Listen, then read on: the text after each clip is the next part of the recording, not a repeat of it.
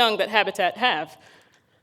So basically, it's the loss of habitat due to parceling and piecing off, and we'll talk about that as well. So habitat destruction, that's just a complete decimation. So where we take away trees, we're putting up condos.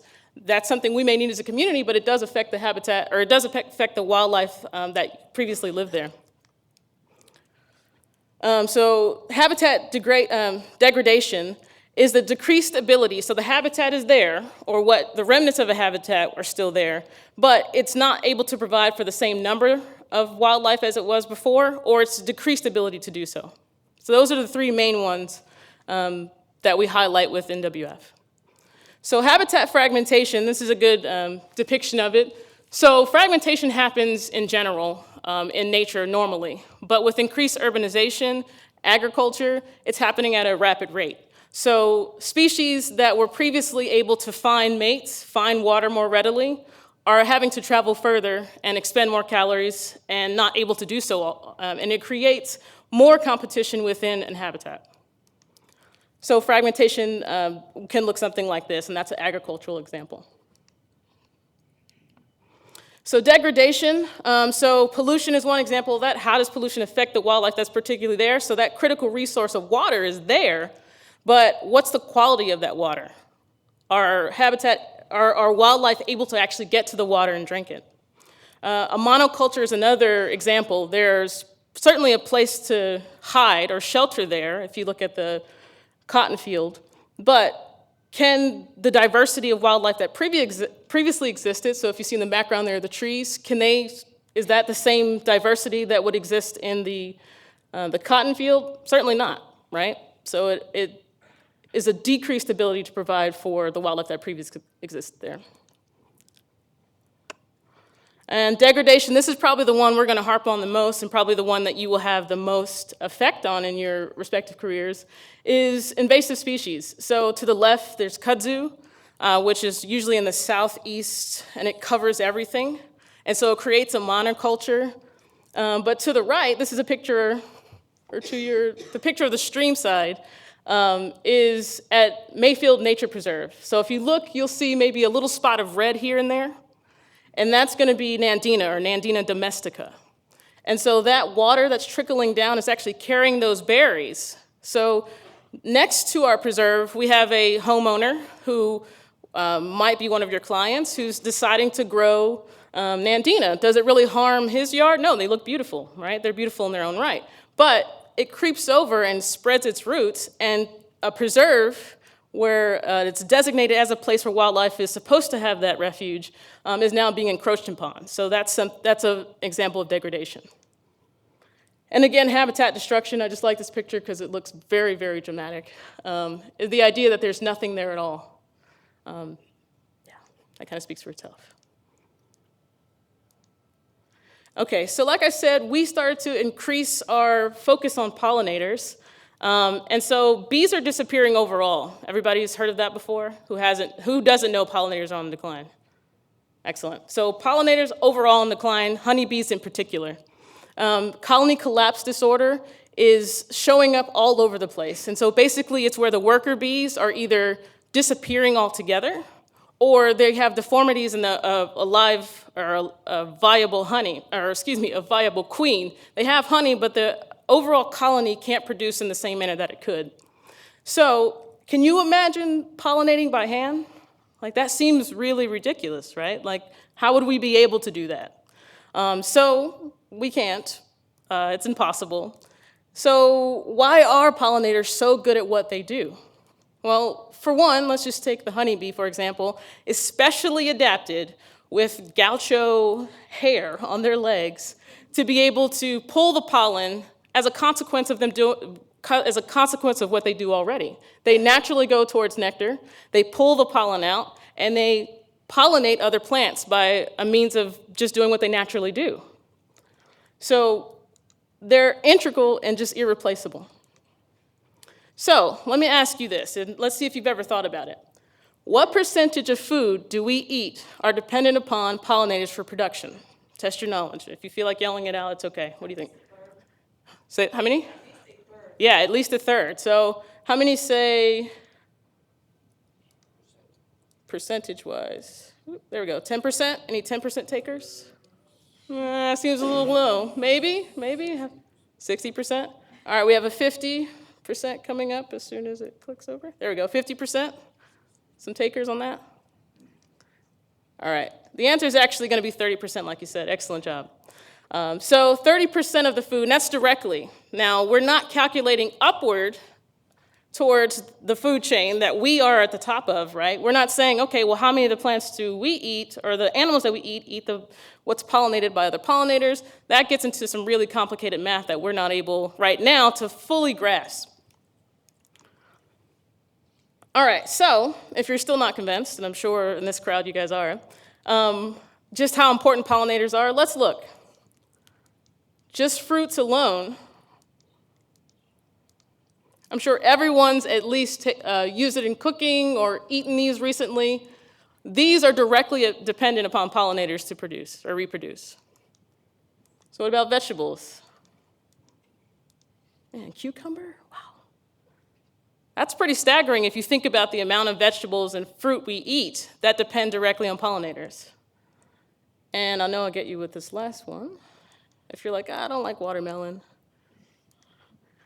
All right, how about coffee? Yeah, coffee, dill, nutmeg, fennel.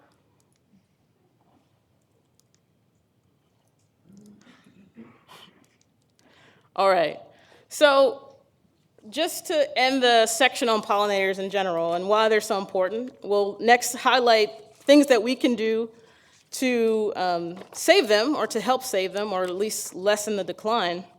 We're going to talk about the monarch for a little bit. Austin is the central highway of monarch migration. And with the increase in fragmentation, degradation, and just complete destruction, the food source that this particular butterfly depends on is declining. So milkweed naturally occurs in the environment. Antelope milkweed in this area is one in particular. But this particular butterfly depends solely on that to be able to lay its egg and come to the larva form. So not only is it important in its larval stage, as an adult, in order to thrive and ward off predators, it has its whole ecological reputation around being poisonous because of that milkweed. So just keep that in mind, is that monarchs right now are declining at such a rapid rate that we can't even keep up with it. So we'll talk about some things that you can do in the future and in your respective professions to decrease this likelihood that they'll disappear. So when we talk about gardening for wildlife or landscaping for wildlife, let's talk about some myths. These are one that I encounter a lot as a park ranger and as a person that hears very vocally from the public that says, you know what, they attract rats. Technically, no. So when people say rats or mice, they're usually talking about European mice. And a clean landscape with secured refuse and trash usually doesn't attract mice. Mice are naturally occurring is, of course, my response. But usually if you don't have a food source, you're taking away that one element of a habitat for them, and they tend to not congregate in your landscape. This is breeding mosquitoes or pests. So standing water has a tendency to breed mosquitoes. I think an incubation rate of just a couple days. That's true. But what people don't know is that a well-maintained landscape that has circulating water or mosquito fish actually doesn't produce mosquitoes. And if you think about water as a whole, our native grasses soak up more water than our Bermuda grasses, which don't soak up as many or as much. This is another one that I hear quite a few vocalizations about is they create a fire hazard. So almost anything can catch fire, and that's true. And with us in Bastrop being really on our memory as a collective conscious memory, I can see where this is a concern, and a valid one. But there are ways that you can still provide shelter, food, water, and a place to raise young for wildlife, but maintaining a defensible space. And we'll look at a picture of that as well. Produce airborne pollen. So exotic grasses and ragweed, which we have a lot of here and we can't get away from, actually do produce pollen. Almost all plants produce pollen, but exotic grasses actually produce more pollen. So if you're turning into your native grasses, they'll produce less allergen-producing pollens.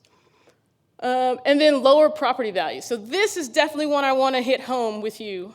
is that the perception that if you have a naturalistic landscape, that it reduces your property value. This is one we will probably have the most contribution to. Property value is a direct perception of the public, right? Like what we say has value will have value. And in Austin, our city council has already said we value wildlife. That's why this program exists. That's why we're talking to you today.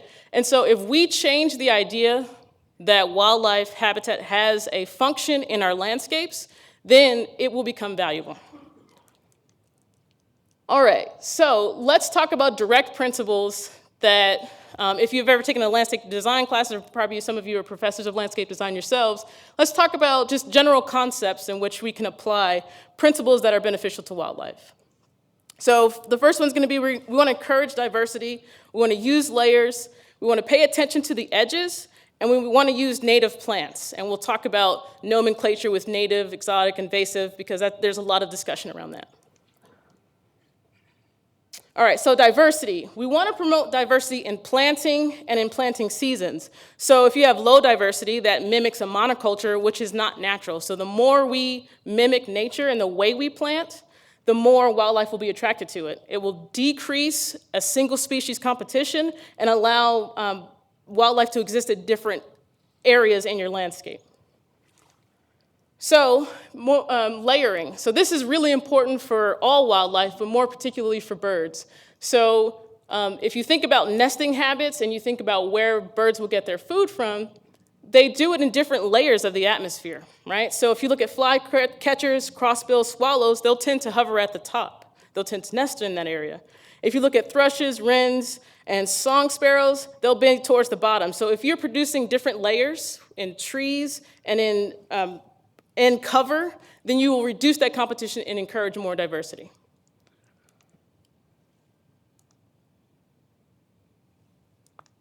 All right, so we had this picture at the beginning, and this is where I'm gonna talk about edges. So in this case, edges are a place where two habitats collide. And two habitats could be a riparian area or a stream area with an inland area. And where that tends to happen in nature, we know more minerals and more opportunity exists for species. So in our edges, for example, if we have a puddling area for butterflies, we also want to create an edge where they would be able to hide, which will also provide cover for another species. So we want to increase our edges and protect those edges, which is different than fragmentation, right? Fragmentation is sort of like the worst type of edge you could have, because where minerals and diversity increased in nature at the edges, we're planting or nothing, like a road. So the edges that we are replacing at a rapid rate, where high minerals used to exist, fragmentation is now replacing that. So if we increase and protect our edges, it'll increase wildlife diversity. And again, we want to mimic nature's edge. And edge will become important when we talk about defensible space, too. All right, so this is a very dense slide on purpose because when there's a lot of discussion behind what is a native plant, what's exotic, what's invasive, what's exotic invasive, and a lot of times they're used interchangeably. So what I would venture to say today is that native plants were the ones that were here prior to European civilization.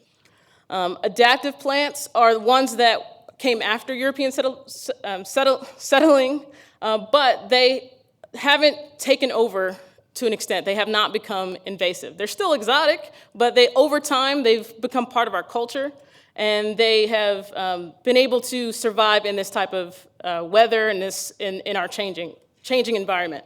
So they are sort of the cousin of natives, is what you will see. And if you have that landscaping guide that's available online as well, you'll see native and adapted. So we encourage native, but if you have to fill a niche somewhere, adapted would be the next go-to for sure. Invasives spread rapidly, and it's sort of self-explanatory. So can a native plant be invasive? It can have invasive tendencies like ragweed, but we don't consider it an invasive species itself. So it comes from somewhere else, and it comes here and it dominates the landscape, choking out other plants. And so again, exotic is the opposite of native, so it was not here prior to European settlement. And exotic invasive, which is what we have here a lot when we talk about nandina, ligustrum, chinaberry, is that they take over and they've come from somewhere else, so they're very good at adapting at this environment. Sure. Oop. Your definition for invasive and exotic invasive seems to be the same. Am I It, reading that wrong? no, and that was thank you for pointing that out. So invasives spread rapidly and they come from somewhere else. Exotic invasive, they're almost interchangeable. But what like I thought that like what if it's a native invasive plant? You know, like an aspen tree, like there's a big avalanche that changes the conditions, so aspen trees can actually become invasive. Sure. Yeah, and cedar, Texas cedar or ash juniper is another one that people hear. But when we're talking about wildlife and landscaping principle, we're talking about coming from somewhere else. So like I said earlier, that yes, plants can have invasive tendencies. So it can invade, absolutely. And I think that's why a lot of people will think that when they hear like the word like the cedar, invasive or fighting cedar, they automatically assume it's not native. yeah, so that's why I separated them out into two separate ones, right? So because it's exotic doesn't mean it's invasive, and because it's invasive, it does not necessarily mean it's exotic. Does that answer your question? Thank you for that question. Yes. I worry that the new exotics are the ones that are doing very well here that have come from Australia, from Africa. What's going to happen if we keep using those? That's going to be your next ones on our invasive list. Yes, I completely agree with that. And that's why we encourage native planting. I think that it's an interesting sort of philosophical question, right? Because if you think about what is an adapted plant, at some point in time, it was an exotic, right? So the important thing, and thank you for bringing this up, is that it's usually the most important thing from this slide is how does it react in the environment? Does it really take out the rest of the native plants? Does it not provide food for wildlife and choke out the water and riparian area like ligustrum does? Or does it just coexist and stay in its own sort of sphere? And over time, a long time, does it become an adapted plant? Does that speak? Yes. I would say it's an invasive exotic, or exotic invasive. Bamboo, actually I was doing a project at the spyglass entrance of the Greenbelt, and if you stand in a field of bamboo, you will see nothing else. So that's one too that's a very aggressive spreader, and it has root plats. You have to get a weed wrench and pull it out, and it's aggressively invasive. Yes. On that note, I was in England last year. There was a major article about the clumping bamboos going down 40 feet, and owners not able to sell their houses because it had clumping bamboo. Wow. And that's another point to public perception, right? So that's a place where it seems like exotics have become almost a negative property value, right? You can't even sell your house because of that. I wonder about the word invasive. If it's a native that spreads rampantly, I would consider calling that aggressive versus invasive because it may belong here, but it may be hard to control. I don't know if that helps clarify between exotic invasive versus maybe aggressive spread that's native. I know like Mexican feathergrass is considered invasive in California because it takes over areas, and I wonder if it could be a problem here someday because rather well lost it, but it's native to me, and I don't think so. I don't know. Yeah. So I don't know if everybody heard her. She brought up a good point, is that maybe interchanging invasive with aggressive.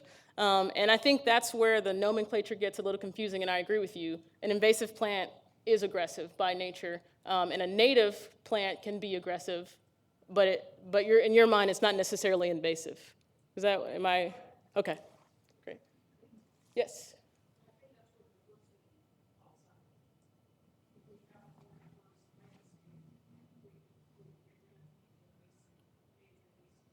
Yeah, excellent point. So she said, bringing back one of our principles that we talked about earlier, which was diversity. So one of the things about aggressive and invasive plants, if we want to separate those two out, then they both decrease diversity. And so they inhibit other plants from growing there and thus inhibit diversity in wildlife. Yeah. I would kind of disagree with that. You know, it's like what came first, the chicken or the egg? It seems to me it's more the land or the soil was disturbed to such a way, maybe certain minerals and nutrients were removed, and only maybe a certain one or two species that are native grow in those areas because nothing else can, they become aggressive or invasive. Sure, ragweed is an example of that. It's a bluebonnets, or most of our wildflowers, they are nitrogen fixers, so they tend to congregate on our highways. And so, but the difference is that they'll go away if other plants, so they're pioneer plants, so to speak. Yeah, thanks for bringing that up. All right, I'm going to keep moving. 15 more? Okay. All right, let's see. Okay, excellent. I love that discussion because this is a discussion I have a lot with my colleagues and people in the field, so thank you for the feedback. All right. Okay, so I'm going to sum it all up into how you can help, and you may already be doing this. If you are, thank you. So using native and adaptive plants, we talked about that. Choosing plants with diverse colors. This is going to be particularly important for our pollinators. Choosing plants with diverse colors, shapes, and sizes. So it goes to the third one. So bees will be attracted to a different type of plant than a butterfly that has to light on a plant. So something more broad would attract a butterfly with a short source to nectar. Whereas something like a hummingbird would like long tubular-shaped flowers where it can stick its beak and its tongue in there and get the nectar. So planting that will attract at least 2 or 3 different types of pollinators as opposed to just one broadleaf type of plant. And then select plants with varying heights, growth, and habitats and flowering time. So this is going to be extremely important in our winter times. If you're layering, we already talked about that, that's going to be the varying height and growth. And flowering times, the most critical time that wildlife is at need of food and water is going to be around the winter time when we are in a drought. So planting trees like the possum haw who will flower in colder weather and making sure that you have a constant source of water is one of the ways to combat that. I just want to point out that color helps out a lot too. If you plant flowers that are white, it'll encourage nocturnal pollination. Thank you. Good job, thank you. So, and then include plants for butterfly larvae as well as nectar and pollen-producing flowers. So we talked about that particularly with the monarch. Yes? You know, it's like a lot of these big box stores and stuff are selling plants and they're putting them on tables saying that for pollinators, that they're all being sprayed with a systemic insecticide, which means that, you know, I don't know how that affects the actual pollinators, but anything that's feeding on them, like if you get a milkweed, you put it in your yard, you give a monarch, it's going to die. Yeah. I mean, can y'all address it at all through the city? So, yes and no. So we are in discussion with big business, or with big business, with businesses, box businesses, or your common stores, to encourage that, right? Meredith and I are a team of 2 right now with much support from the city. But really, it's our habitat stewards and you guys that can really help us say, this is not an acceptable product. We want to see more. And remember I said that public perception? Well, ultimately, those businesses are in business. And so if we continue to buy them and we continue to encourage people around us to buy them, then they'll continue to be sold. And another aspect of your point is that the colony collapse disorder, we haven't been able to fragment out exactly what is contributing to that with honeybees, but part of that is the pesticides and herbicides that we're using. Did you have another point or a question? What if, like, at the big box stores, it's required to, like, have a sign above it and say, all these have been sprayed with systemic insecticide? Yeah. I'm glad that they are actually, and I think it's A&M maybe is starting a pilot program where they're going to do the flip side of that and have labels that this is safe for, Okay. you know. Yeah, and I think that's actually more effective because then you give the consumer a choice, and ultimately the one that's not chosen will phase out. Or not chosen. The one that's not chosen will phase out. Yes? A lot of these nurseries don't, the retail nurseries, may treat their plants very little, and most of the treatment those plants underwent were done at the production nursery. Like these plants are bought from huge nurseries like Heinz Nursery, or others outside of the state and trucked in. And there are a lot of regulations as far as spreading pests, and these plants have to be sprayed whenever they're shipped to ensure that they're not transporting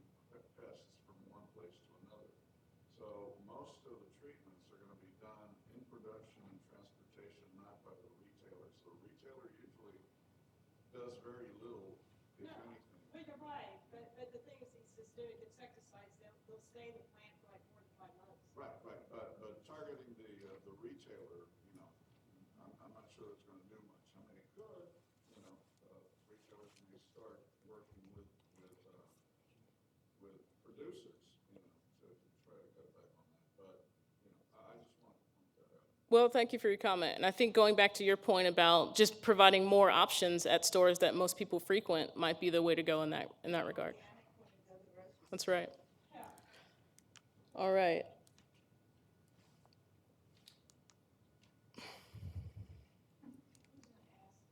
Yes, I'm sorry. Milkweed, our options are pretty limited, usually we don't see the problem form. It's difficult to regulate. I don't think many people are aware that we really need to cut back in the winter because sometimes the problem persist in the winter and this is a parasite that the farmers can get. Usually it's OE.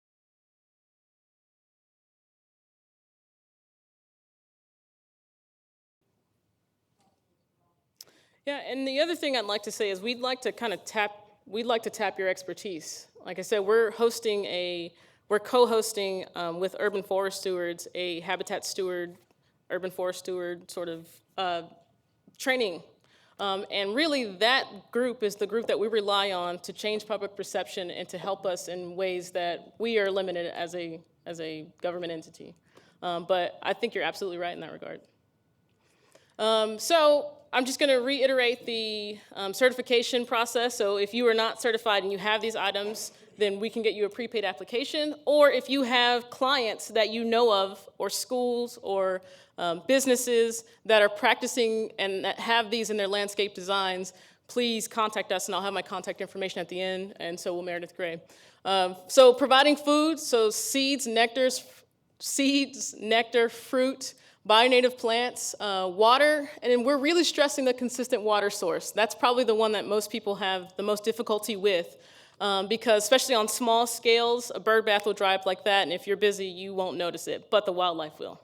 And so being able to provide a consistent water source is one that we like feedback on, and we're encouraging.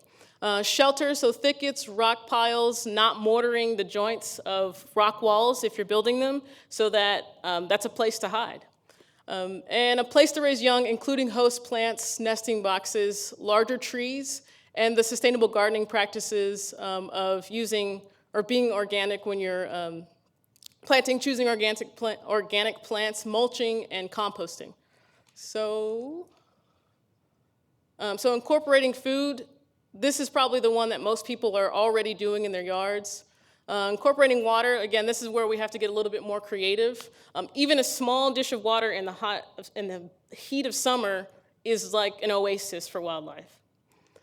And then incorporating cover, so brambles, rock piles, bushes qualify for that. And then a place to raise young, again, and going back to the antelope milkweed rather than tropical. And then again, we're gonna encourage sustainable garden practices such as composting, mulching out to the drip line, making sure that it's not touching the edge of the bark, making sure you have that finger space, and just being conscious of how we use our water. Yes.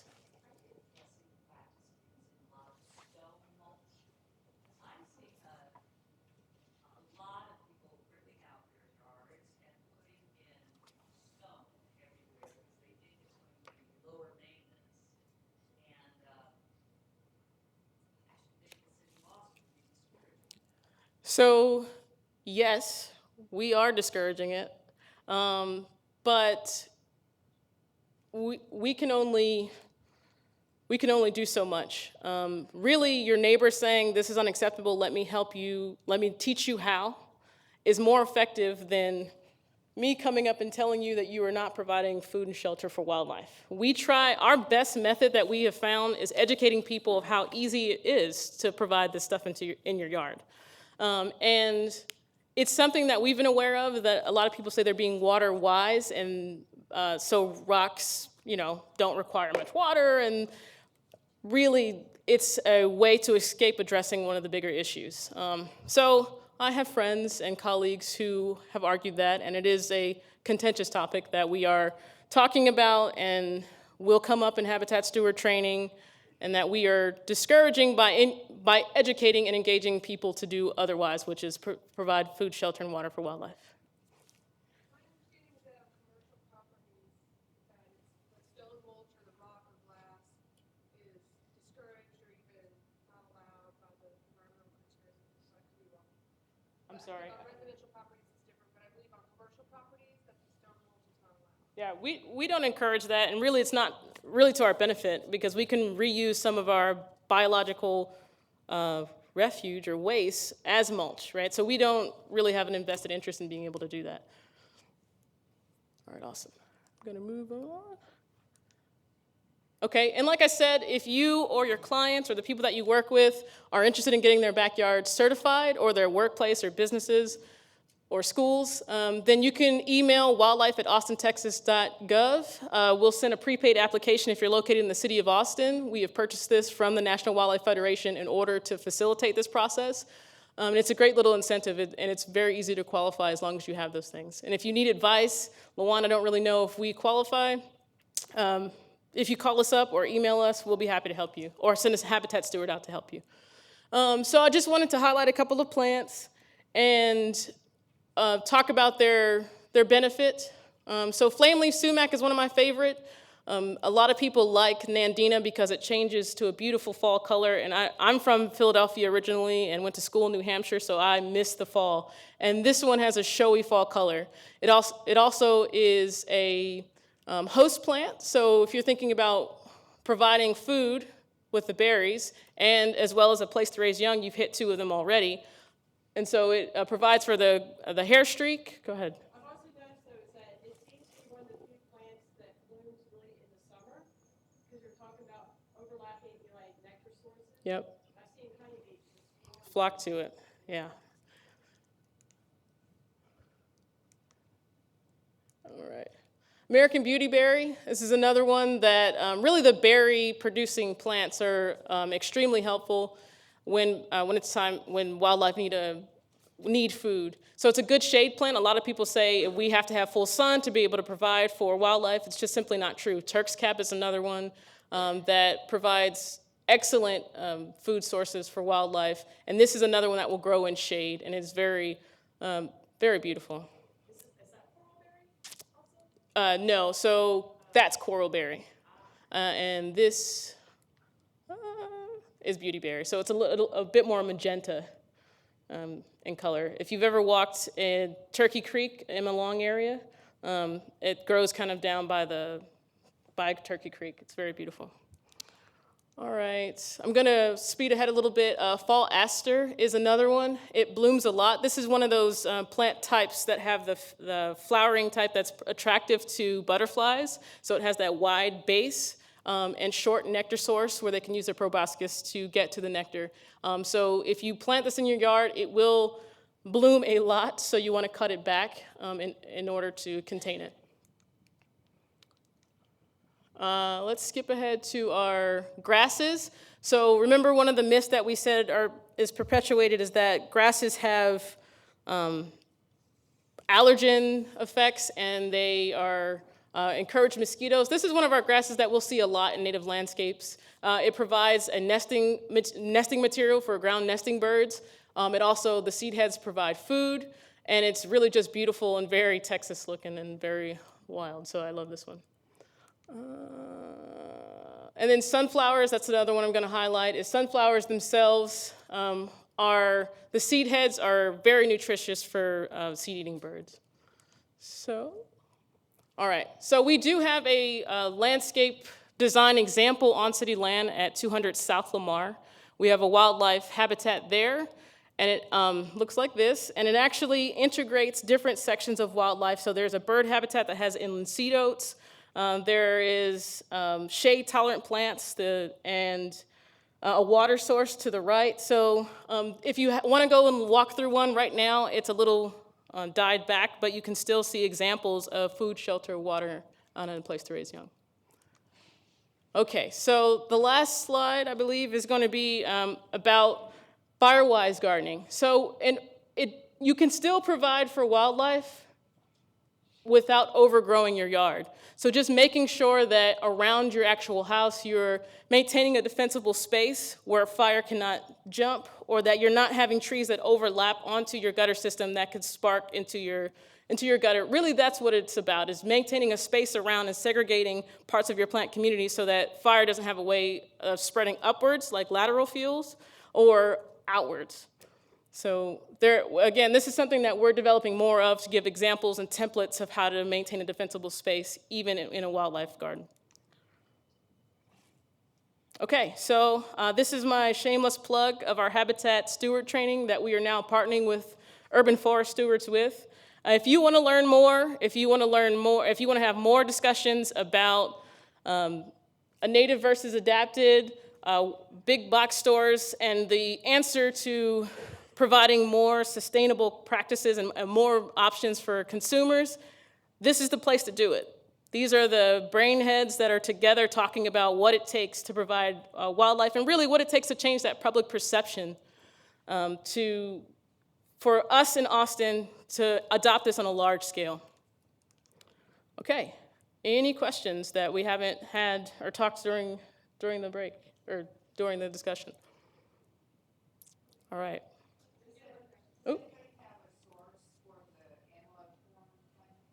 Antelope milkweed?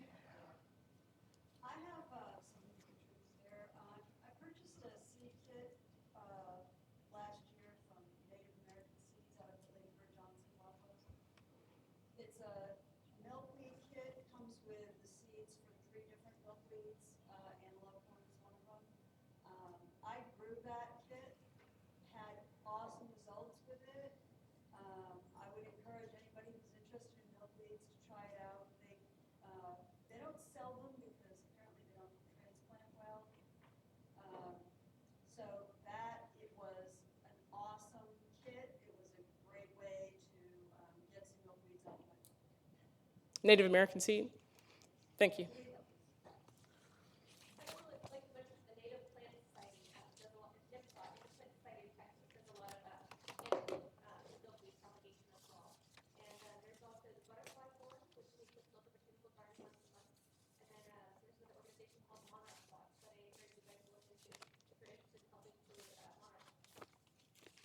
Cool, thank you. NIPSOD. Monarch Watch, the organization, and then the last one would be the Butterfly Forum, which meets at Zilker Botanical Garden monthly. Yeah. Thank you so much, LaJuan. We really appreciate your help today. Thank you. All right, an update on the revised schedule. Our next presenter is Eleanor McKinney, who is a landscape architect who owns Landscape Architect Incorporated, and she's been working with the University of Texas, and she's done sustainable development projects with City of Austin as well. She's also got a background with the Lady Bird Johnson Wildflower Center and with a high school campus in El Paso, Texas. She's done several different institutional and commercial projects for other design firms as well. So Eleanor is going to speak until 2:30, then we'll have a brief break and our last 2 presenters. So I hope that schedule works for you guys. We'll have you guys out by 4 p.m. Thank you, and I'm very happy to introduce Eleanor McKinney. Thank you very much, Eleanor.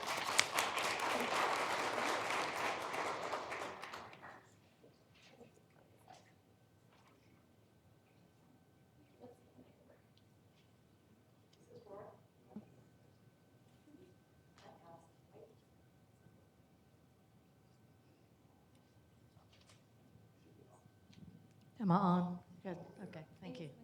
All right. Let's see. Where am I? Okay.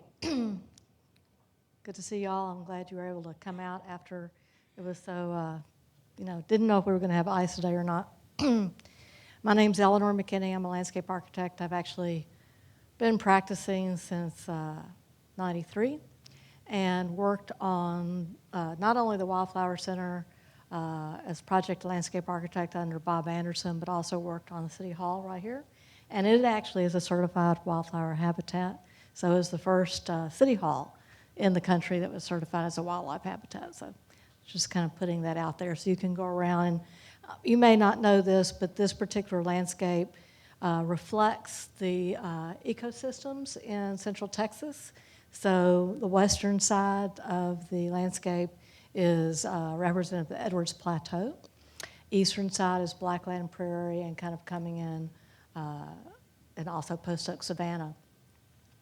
So the cool thing about working on this project is that the architect had so many different spaces, and the overhang that is out north by Austin, Java, is actually supposed to be like Hamilton's Pool, with the overhang, and so we were able to put plants in that might be around Hamilton's Pool.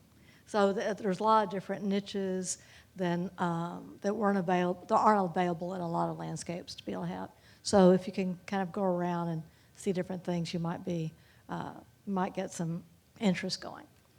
Okay, so let's see, where am I?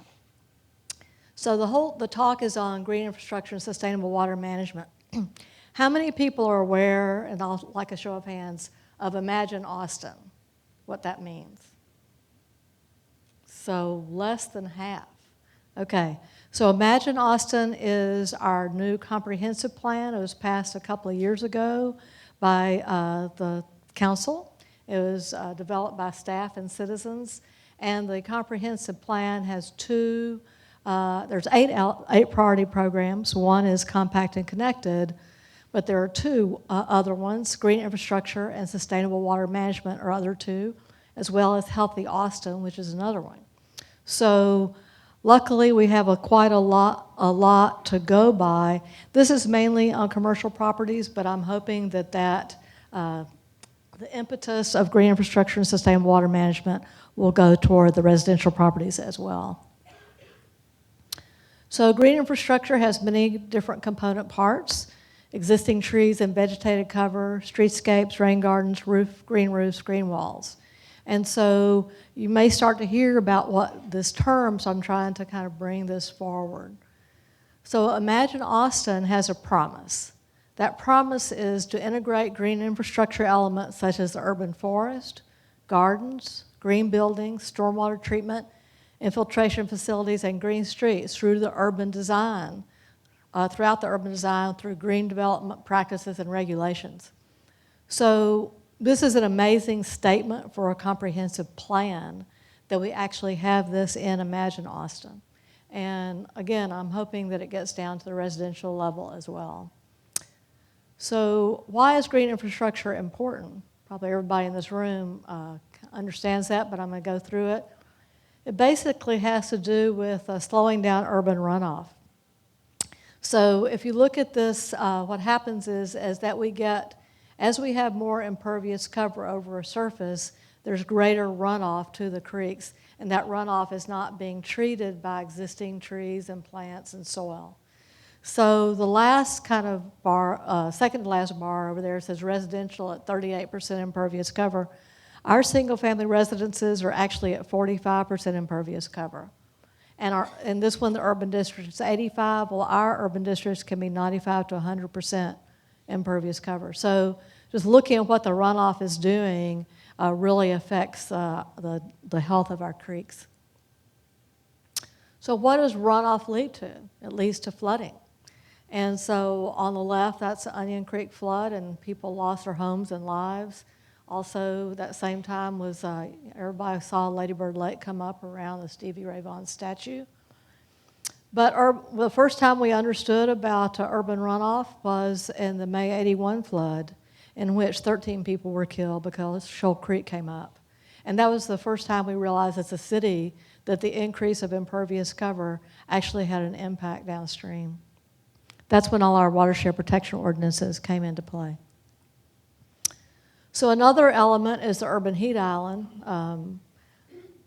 I'd like a show of hands of the people that have been here before 1980, let's just say. Okay, so in the 70s, because I was here in 72, it was a lot cooler than it is now in the urban core.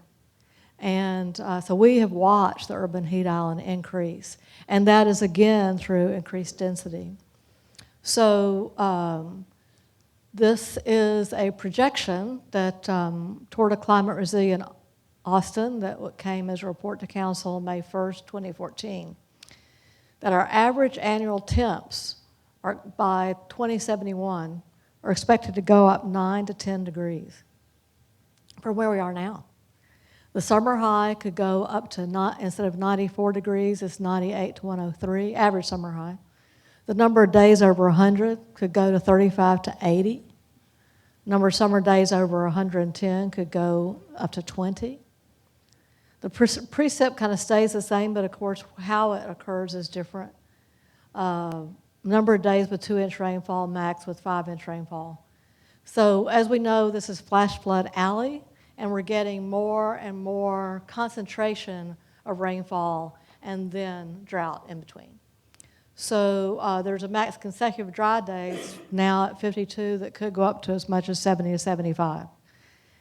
How many of y'all know that they're looking at stage 3 water restrictions right now? Not show of hands. That's more about 50% of y'all. Well, they're looking at them. And water utility is preparing for it now. As we've read in the paper, the LCRA didn't estimate correctly, and they actually have less storage than they thought in the lakes. So all this is going to affect the landscape and irrigation industry and probably everyone in this room. So, and that's with the urban heat island and how much evaporation moisture is coming out of the plant material. How are these plants going to survive? So we also have pollution, and that is mitigated by the preservation of the urban forest and vegetated cover, installation of more green landscape, and innovative stormwater solutions. So just looking at these solutions, we really need to start thinking about them in our home landscapes as well. So we have, in our neighborhoods, we have in the infill neighborhoods, in the suburban neighborhoods, the trees are smaller, but infill neighborhoods have existing trees and vegetated cover that have mitigated our urban heat island. We're about at 30% vegetated cover. Nationwide, they estimate that in terms of the shade from the existing trees, nationwide they recommend 40% in shade cover from trees. So planting trees, obviously shade trees is very important, and maintaining the ones that we have. So in other cities in the country, they've come up with things that are important, such as green streetscapes, as well as existing trees and preservation. So this is Seattle. And they actually have said that not only are trees along the street, which you've kind of seen planted around town with plants underneath are important, but also adjacent to buildings. So they've set the buildings back from the right-of-way line so that more planting can go here between the street and the sidewalk so that the pedestrian experience is just a lot more human. So also rain gardens at One Texas Center. Do y'all know where One Texas Center is? Everybody, raise your hands. One Texas Center. That's pretty good. It's down there at South First and Barton Springs Road. There is a rain garden there that was developed by Watershed Protection, and kind of showing what plants will go into rain gardens and how important it is to retain the stormwater on site. I'll bump my back up here. There's also an example rain garden at Stacy Park. Anybody know where that is? Stacy Park, maybe. Anyway, y'all have seen it. So it can, again, kind of show you, what you're doing. So how many people have put rain gardens into home landscapes here? That's pretty good. Okay, so that's going to be more and more important. They're even, they're starting to look at in other cities around Austin that no more than 7,000 square feet can be in turf, okay, to reduce the water requirements. Looking at rain gardens for stormwater.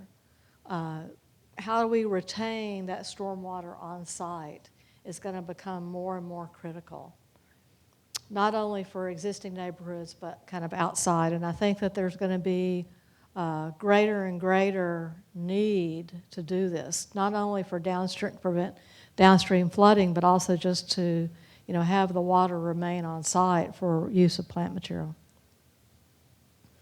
So here's a project that's in near South Austin off of near Cardinal Lane, called Villa Court, in which the rain garden is kind of in the middle of some single-family homes that were designed with low lot lines, basically, as a complex. So, starting to look at aggregating rain gardens rather than just having, and then they also were behind in the backyards as well. So there is going to be a push coming from watershed protection about these rain gardens, and homeowners associations are going to, in the future, going to have to verify that these rain gardens are being maintained, that you might design and install. So just kind of letting you know what's coming down the pike. And of course, in front yards as well, having the rain gardens. All of these items that we're talking about can offset the increased impervious cover.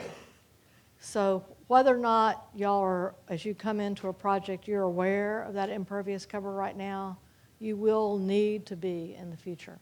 And to what percent of hardscape that you might be putting in might affect that overall cumulative impervious cover. Yes?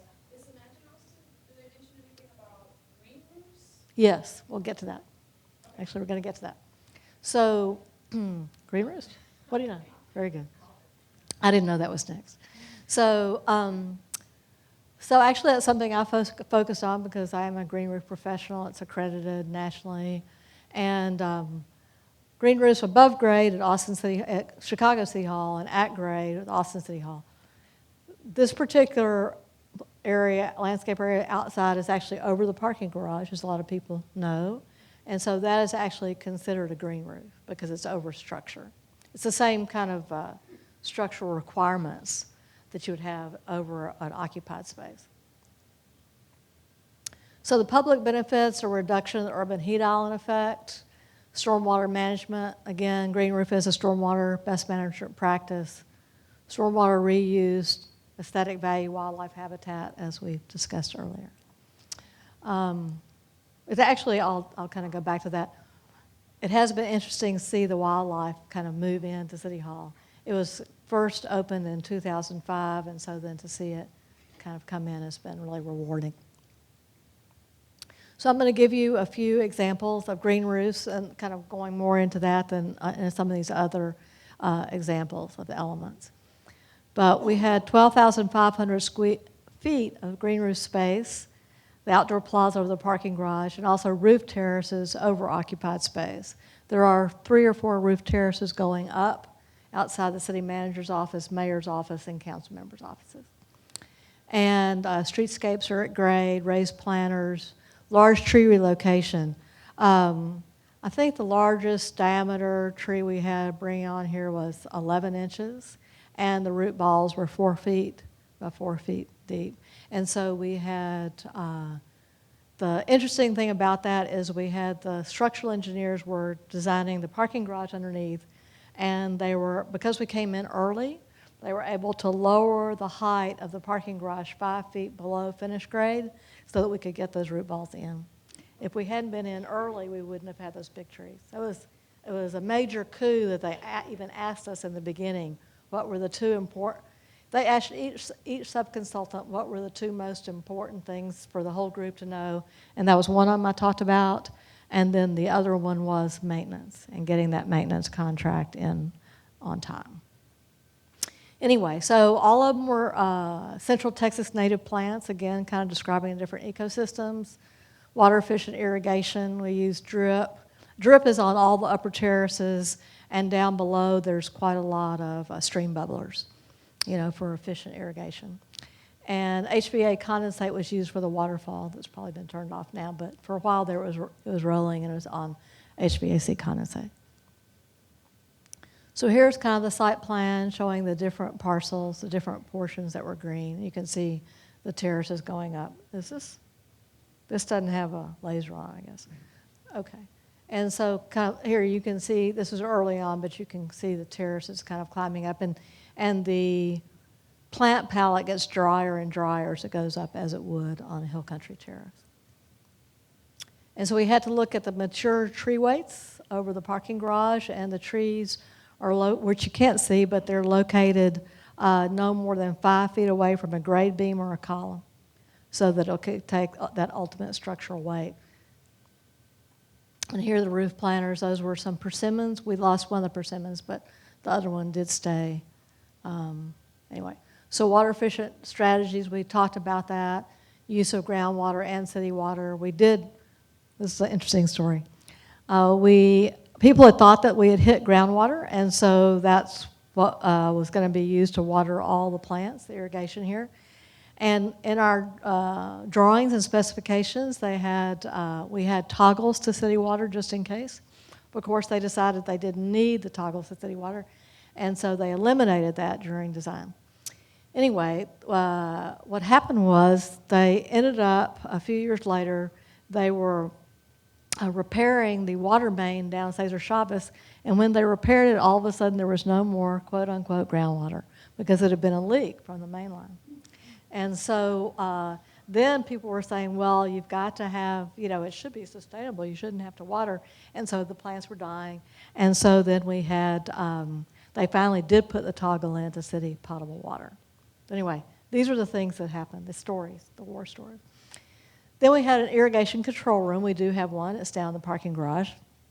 And that's kind of based on UT, where they have all the valves in the irrigation room so that you don't have to, so that people might not be vandalizing the valves outside. And so it's all there and then copper piping out. And so we had irrigation problems the first month. And the irrigation contractor was calling everyone in, like 12 people, into a meeting, including the MEP engineer, anyway, everybody, and kind of looking at what was going wrong with the pump and accusing the designers. And the MEP engineer said, and there were 14 people in this meeting, said, well, it looks like you installed the pump backwards. So there were, it's interesting how that turns around. So anyway, like I said, stream bubblers and drip irrigation. So when you go into some of these technologies that are not as common, then you start to see some of these issues. Just noticing them. So Sterling House is a project that is multifamily. You see a lot of multifamily complexes going up around town. And we had 9,780 square foot of green roof space. It was an outdoor courtyard over a podium-style parking garage. We have arbors with ceiling fans in lieu of trees because we couldn't put the structural weights in there. Outdoor shower, raised planters, native and adapted plants. Again, in that situation, they wanted adapted plants that were more evergreen during the year than native plants, which was the philosophy for City Hall.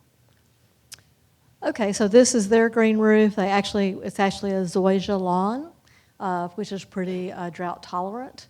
And you can see the arbors with the evergreen vines over them. Right, that was earlier before the vines kind of started to cover them, but it was, native and adapted plants. So the primary issues here were that we did, again, for structural weight, we could do no trees, and we actually put the arbors on the perimeter where the perimeter beams would be. The planting soil, I raised the beds to 21 inches and then 12 inches for the lawn, so all raised. And then the drainage systems, we did have a few issues with that. But we had drip irrigation and drought-tolerant plants. I will say that we did have some issues with the fact that in West Campus, this one was in West Campus, there were no storm sewers in West Campus when all these storms went in. And so we could not connect a storm, which meant that the water just ran down the alley. And I got the call that said, this water looks really dirty coming off of the roof. And it's like, and I'm going, I know exactly what it is. It's the compost in the planting mix, that's coming out as compost tea. So I would never have seen that if it hadn't been disconnected. And so so it alerted me to the fact that if you're going to do a green roof and you're going to have compost in your mix, which is an important thing to have, that maybe the best thing to do is just to use that water to irrigate the at-grade landscape and keep the nutrients, again, on site instead of having them run down alley. It would have been simple if I'd known that. You have a question? I'm curious how the green roof ties into the impervious cover The city doesn't acknowledge it yet as pervious. Is that answer your question? Yeah. There's a whole lot of conversation. I was chair of the Green Roof Advisory Group that had our recommendations back in 2011. Watershed protection is not sure that it's pervious yet. But we could demonstrate that the City Hall actually retained 5 inches of rainfall at peak flow. But because they don't have any monitoring devices on City Hall, they won't acknowledge that that's true. So there's still a learning curve within city departments. Okay, please do ask questions. It's all pretty interesting out here. Okay, so Zarsky House, this is residential, which might be interesting to y'all. It's roughly 1,100 square feet of extensive green roof. I'm sorry. The two I did before are called intensive because they're above 6 inches in depth.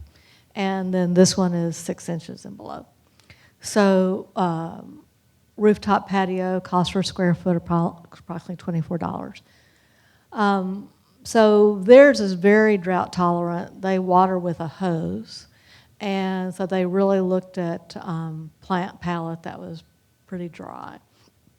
And as you can see, actually Kathy Zarsky, her husband's a concrete contractor, so they designed it from the beginning to have a concrete deck that the green roof could go on. So anyway, there's lots of interesting things that have happened with this project as well. So it's infrequent hand watering, all natives, feathergrass, prickly pear, crossvine, pine muley, skeleton leaf goldeneye, agave, and nolina. And as you can see here, they do have a gutter, and it is what they use for the monitoring of the water runoff from this roof. And then there's green roof research that's going on at the Wildflower Center that some of y'all might know about. And they're looking at soil mixes, plant palettes, all different types of things there. So they put out a paper that showed that green roofs could affect the temperature profile, cooling the surface layers, and can retain significant amounts of rainfall, and needs to be designed to specific goals. So, you know, thinking about what is the goal in your project you're working on. So have y'all heard about green walls? Everybody kind of started to hear about green walls? And so there's actually 2 different types of green walls. One is a green facade, the vines on a trellis or overhanging or living walls with modular systems with planting, soil, and irrigation. There's a lot of green facades in Austin, not too many living walls. Does anybody know of a living wall in Austin, by the way? Okay.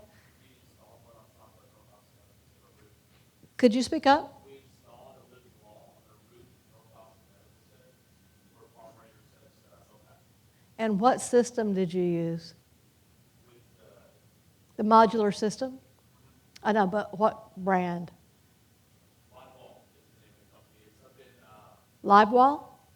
Okay. Minnesota before we got shipped from. And what facade, what face was that on? North, south, east, west? It faces the west and the north at the same time. It'd be, It's an outside L shape that faces the interior roof for the apartment. So as the wind around for your tile. so there is some shading of it. There is some shading of it, but only the wall itself that shades. The north wall shades the west. That's what I'm saying. Yep. Okay. I'd be very curious to talk to you about that. So again, trellis support is, or clinging vines like fig ivy, much more common than trying to have the irrigation system work well enough on a living wall that it survives. So that's why I'm very curious. So again, there are container systems for living walls and overhanging as well. And these are pocket systems. This is actually up in Chicago, again, where it doesn't dry out as much as it would here in Austin. These are modular systems kind of coming in. So sustainable water management.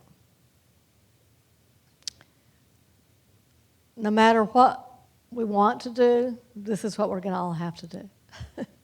It's just where we are, and it's going to affect every one of us. And so these are kind of 5 different sources of water with on-site infiltration and all.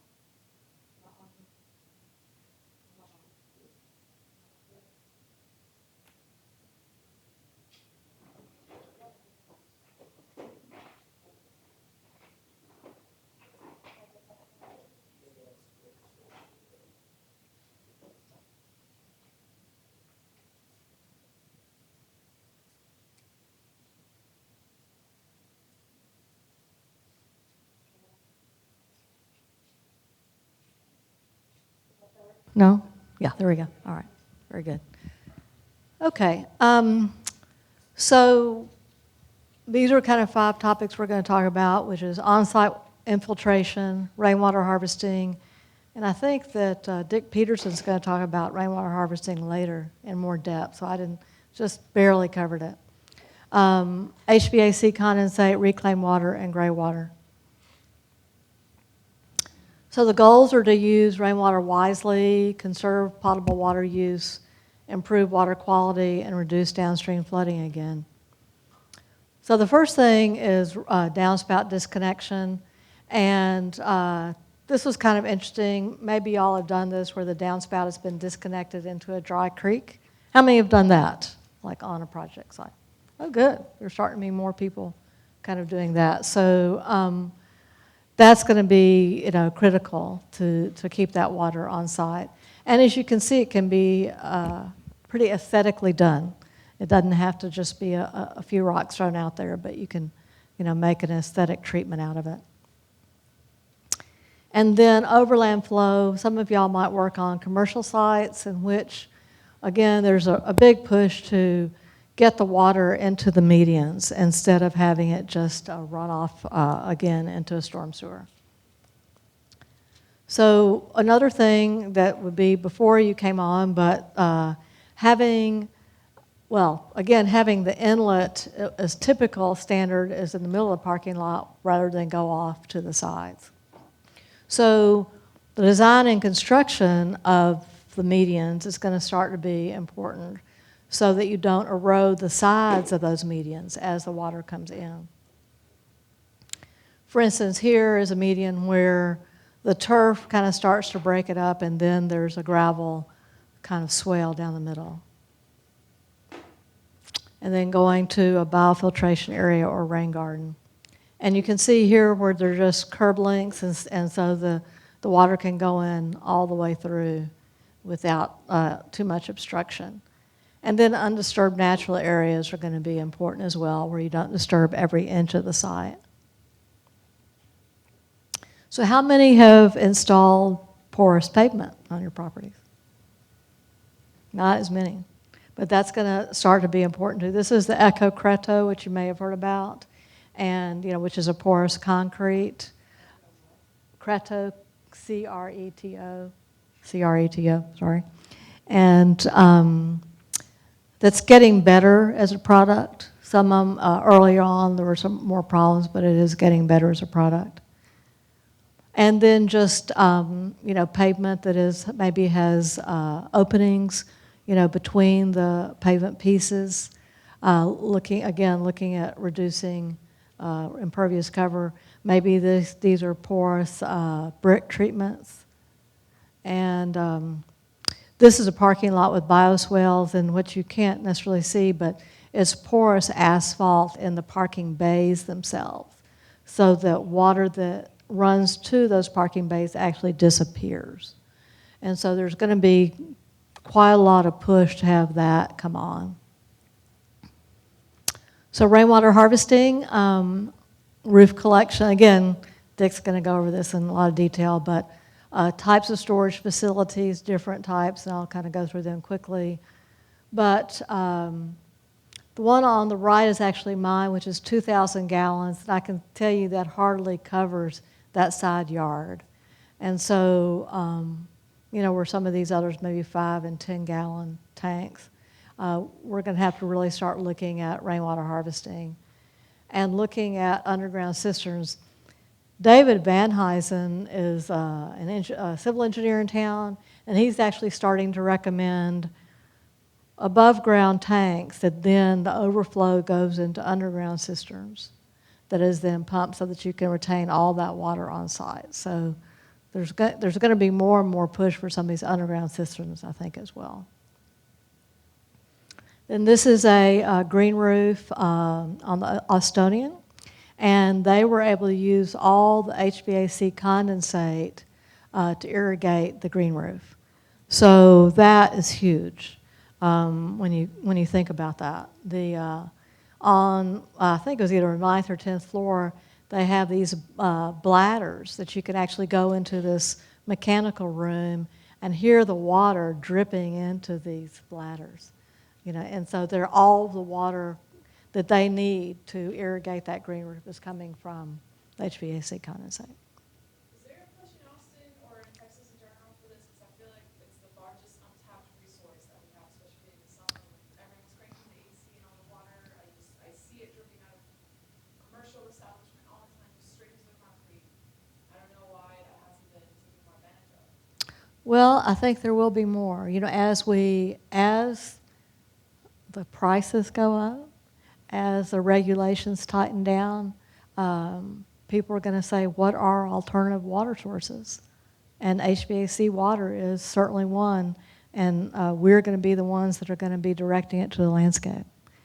I believe that, downtown, a lot more people are putting in these HVAC bladders, where they're not having to pump that water up, right? It's actually coming down.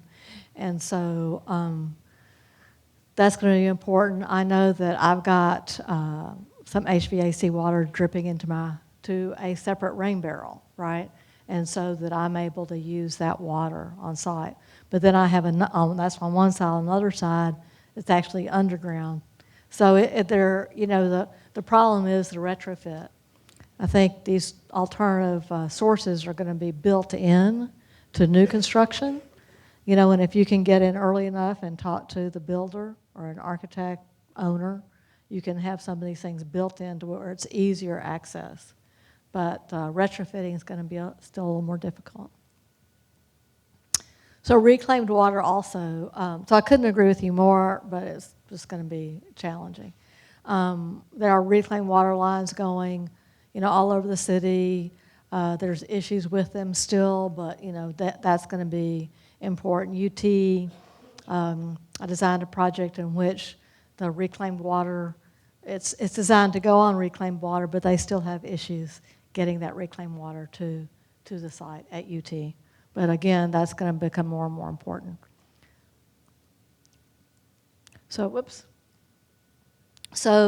But if you look at the difference in the pricing, that alone is going to make a big difference. So if you look at single family, the summer rate, and this was a few years ago, was $12.19 per kilogallon, and then the off-peak rate for reclaimed is 1.17. So that's going to be a big deal. I have heard that San Marcos is actually, for all the new, is that right? I see somebody shaking their head up and down. For all the new subdivisions, they're getting reclaimed water. Okay, they're designing them in. So again, that's going to become, but that's citywide. They're looking ahead, which we haven't done so much in Austin. So of course, we need purple pipe considerations, drinking fountains, purple, valve boxes, sprinkler heads, signs. There has to be 10 foot of separation from the potable water line, sleeves, and so there's quite a lot of things kind of going into that, but we'll be dealing with a lot more purple pipe. Whoops, I think that I missed one. Okay, so here's gray water. This is our largest supply that we could have, but that is really pushing at the state level to get that available. In Arizona, they actually, new construction, single family, has two different, a toggle that is required to be installed between the gray water and the potable water that allows a homeowner to use potable. Okay, so it's being built in as a requirement. I think it's in Tucson. It's somewhere in Arizona. So just think about the difference between that state and what we're, kind of trying to deal with here in Austin. So we have untreated wastewater from bathtub, shower, lavatories, laundry. And how much is kind of being wasted? And we have a potential savings of 40 to 90 gallons per day. Using sustainable water reduces pressure on the wastewater infrastructure, and it's a pretty reliable source. So again, it's going to take, and I don't know what organizations, how many people are a member of TNLA that are here? I would try to put your pressure on your TNLA people to go down to the state and try to make that happen, for Austin. Because that's what it's going to take. It's going to take these larger organizations going down. Yes, ma'am. Well, I'm kind of, I guess, grandfathered. I think he was like 90-something, 98. I use my washing machine water my lawn, and it's just, it's simple. My grandfather did this, of course, and it is just a water hose that goes underneath the house.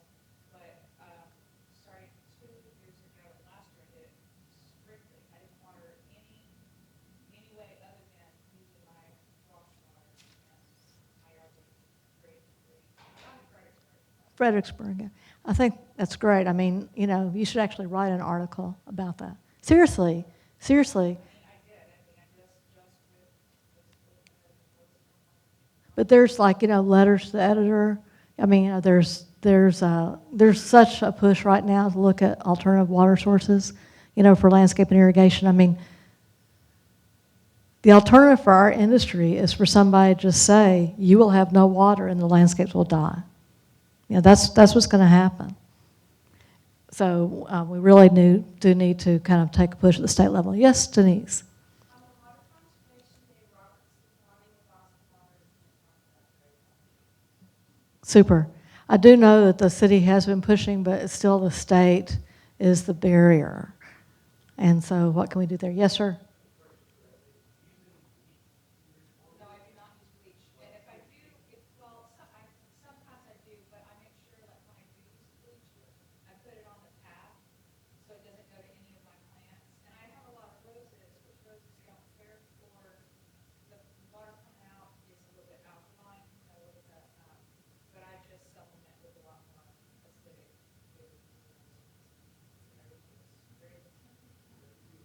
Okay. So I'm glad that the city's going to come and do another one with Austin Water Utility. I'm going to kind of go back, and maybe Dick will address this a little bit more on the rainwater, but my understanding that the new water rules require a backflow preventer on a tank. He's shaking his head. Anyway, it's another just layer that's kind of coming in. So I guess what I'm saying is that just because you have a rainwater tank doesn't mean that somebody does grandfather you now that the rules are there. So I'm kind of love to have more discussion on alternative sources, but they have been looking at gravity-based systems and no backflow protection required at the meter if it's under 250 gallons per day.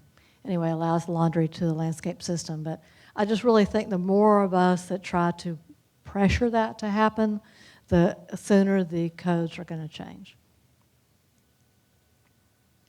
So they do have this auxiliary water permit. Is it Robert Stefani that's going to talk about that? Yeah, Denise.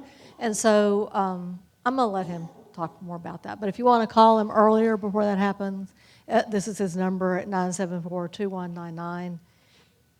Huh? No, I'm just reading it. And so see if he's all in favor of it, but see if he can help you kind of navigate that system with your builder. So I know we all know about efficient irrigation methods, but this is kind of to look at some of the things that are happening now with automatic irrigation controllers, computer tracking programs, soil moisture sensors, drip, and mulch. So how many of you have installed something like a baseline controller with soil moisture sensors and computer programs in your landscapes? 1, 2, 3, maybe 4? So this is kind of the latest technology. I'm not trying to, baseline is just the one I know about. And it is a soil moisture sensor that then, instead of the little mini click that's supposed to be a rain moisture sensor that doesn't ever work, I have one in my yard, doesn't work. This is actually going down and measuring the soil moisture so that you don't irrigate, so it shuts it off. Even though it's the controller's program to do that, it doesn't allow it to come on if you've got enough moisture in your soil. And you can actually, just a second, sir, and you can actually track it on the computer for your different stations. I investigated this for my own yard. I think it was about $2,000. Not so bad. I mean, it's kind of bad, but not so bad, and certainly worth consideration for a homeowner that might have their water utility bills just going up and up and up. Okay, you had a question?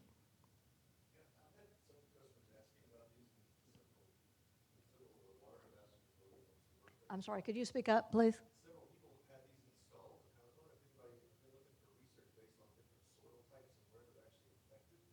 Because a lot of the systems, there's only one of them, but it doesn't seem to be, effective unless there's one in every zone. I've questioned that myself. I have questioned that. I know that I haven't installed, I want to do it, but I haven't installed it yet. I would at least have two, one in the sun and one in the shade, so that you're getting, because there's going to be different soil moisture depending on location in the yard. And I think that at least one in the sun and one in the shade would be important.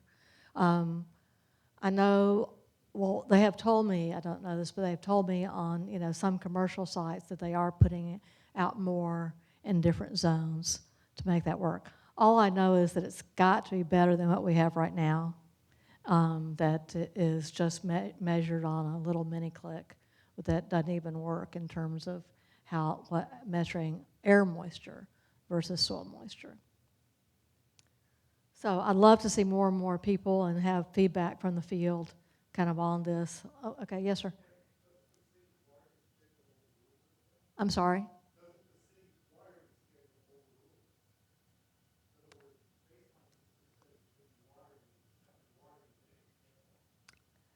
If it's drip irrigation, it's not being correct. So that's the other part of it, is the drip irrigation. Right.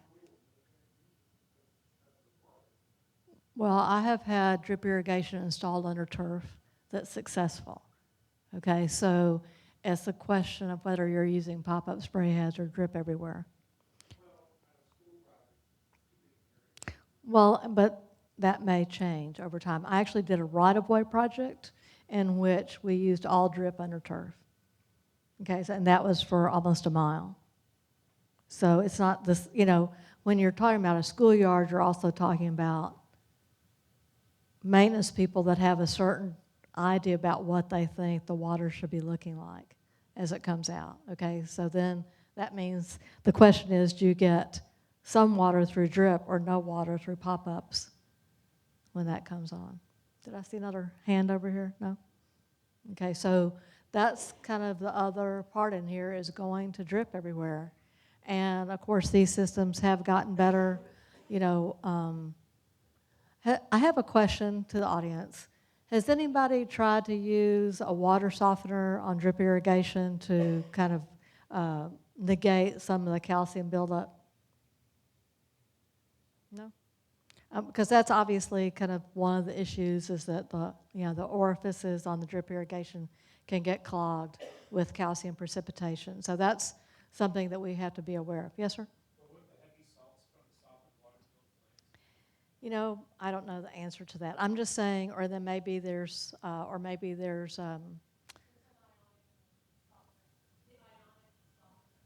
okay, great, wonderful. See, that's the type of thing we should be sharing with each other. Yes, you have a hand down? Okay, it's just that's your shoulder, okay. I understand the shoulder deal. So all I'm saying is you can use drip under turf, and it's a little, I just saw a rainbird, I'll get to you, I just saw a rainbird demonstration where they have this little bit where it will show you if it will pop up under pressure. It's at the end of the line, and it'll pop up under pressure that shows you if that drip irrigation is working. And so that's kind of another little piece. Again, the technology's getting a little bit better. Yes, sir? If it's drip, you don't.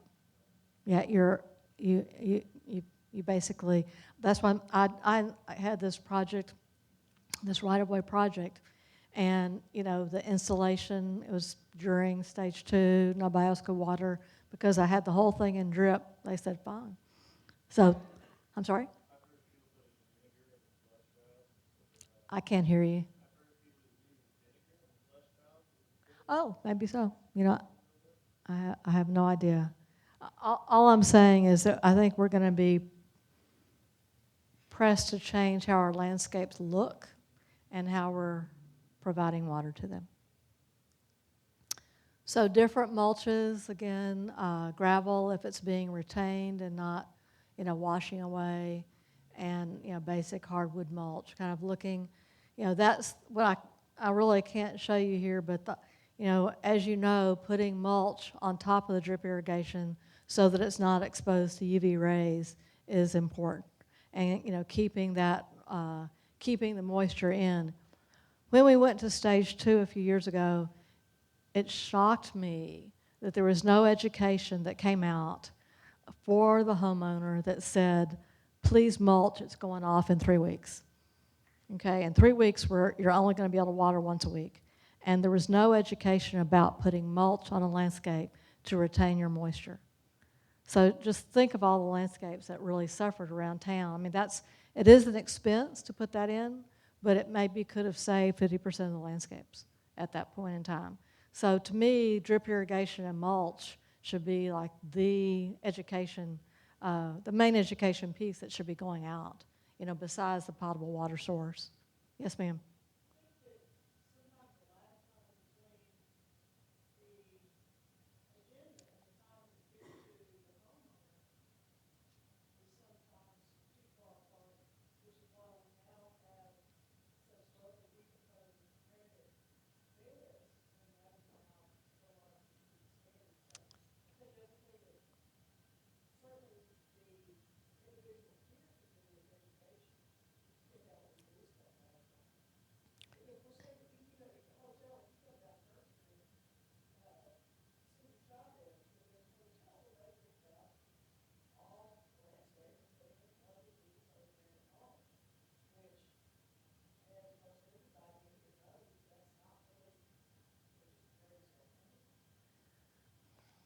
There's, we're in a big conundrum, and I couldn't agree more about what's happening with people in water delivery at AWU, LCRA, water policy, people making those decisions and not talking to the people on the ground in the landscape and irrigation industry. I think that I think it's a crime how it's been happening, and I just said this yesterday to the new city council, because they're having a new water task force, and I'm hoping that somebody from the landscape and irrigation industry gets appointed to that task force instead of just policy people.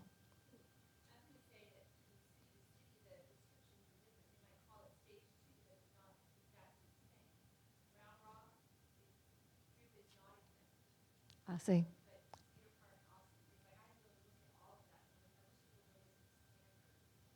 Well, they really, what needs to happen is there needs to be regional, but they don't communicate with each other. If I talk to, I shouldn't be, it's frustrating for me as a landscape architect to talk to someone at the city and say, well, if you know their regulations, please send them to us. Well, maybe you might be the one to try to do it. You're on staff, right? But they don't. So it will take all of us to make that change. Is there another question, hand? Yes. Hey, Elizabeth. I just want to make something that we can do more proactively outside of just the politics is that instead of designing landscapes that need to be watered every 2 to 3 days to look good, instead we design them, we prep the soil and everything and plant the right plants so that they can go for a month. Just be watered once a month and still look good. And it's definitely possible to do that.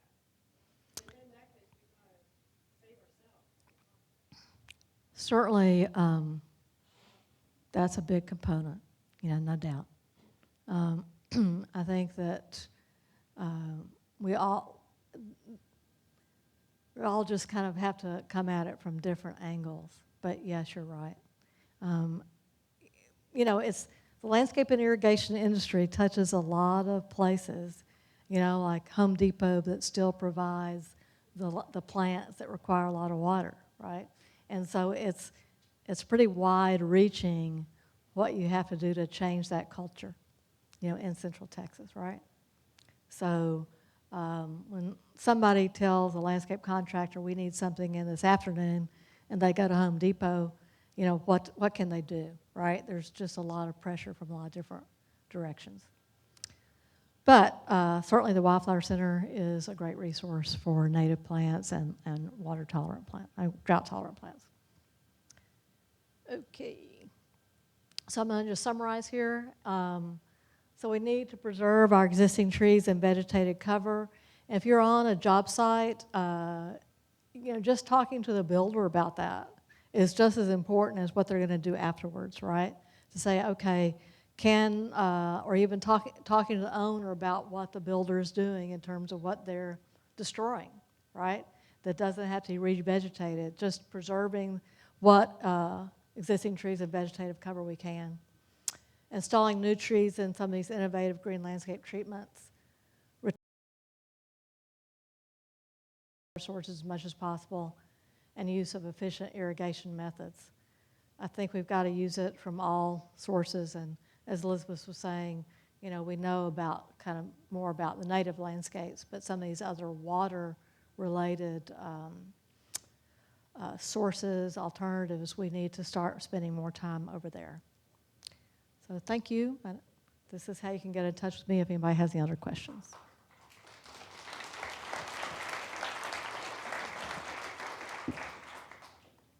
Thank you so much, Eleanor. We really appreciate your help today. That was wonderful. All right, folks, we've got time for a 15-minute break. I'd like everybody to be back here at, let's say actually 2:40. We'll have you guys back here. I'm sorry, 2:35. Sorry about that, 2:35. And real quickly, there are plant guides up front if anybody would like some. We'd like to emphasize that those who've signed up for the entire series go first in getting those. There's also design templates as well, and those are up front where you signed in. Please do, if you want to grab your coat, you're welcome to go check out the City Hall landscaping and wildlife habitat up front as well. Thank you. Back here, fresh coffee, please be back at 2:35. Thank you all.